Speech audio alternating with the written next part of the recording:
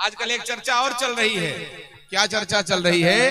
कि पार्थिव शिवलिंग की चल रही कि नहीं? तो यहाँ पर भी विचार करना चाहिए।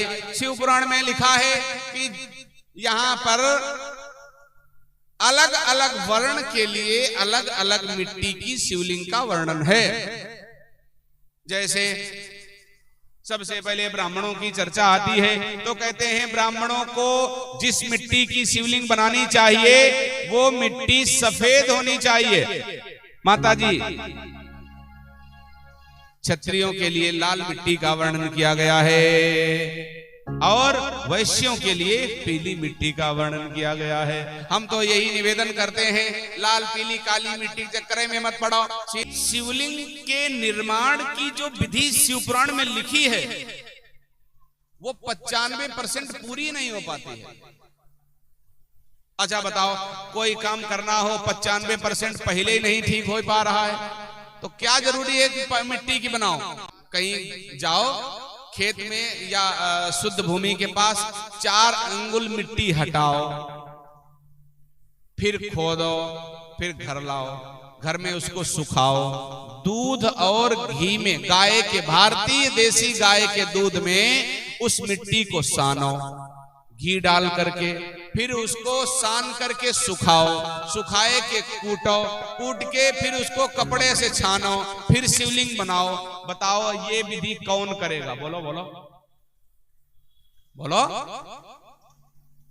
हम तो यही राय देते हैं, जितने भी लोग यहाँ कथा सुन रहे हैं, जो लोग ऑनलाइन भी सुन रहे हैं, उन सबके लिए हमारा यही निवेदन है कि भगवान शंकर का पूजन अगर शिवलिंग में आपको करना है तो आपके लिए सर्वोत्तम शिवलिंग जो है वो नर्मदेश्वर है। शिवलिंग जो बनाई जाएगी घर में, उसके प्रतिष्ठापन का बड़ा नियम है, वो भी पूरा होना मुश्किल। और तीसरी बात एक बताएं, अगर घर में शिवलिंग आप बनवा रही हो और ये ज्यादा बातें माताई जी ज्यादा करती हैं, भाई साहब लोग ज्यादा टेंशन नहीं लेते हैं, पूजा होना है वो होना है, ये बताएंगे नहीं हमने मानो राय और मिट्टी वाली बनवानी पड़ेगी।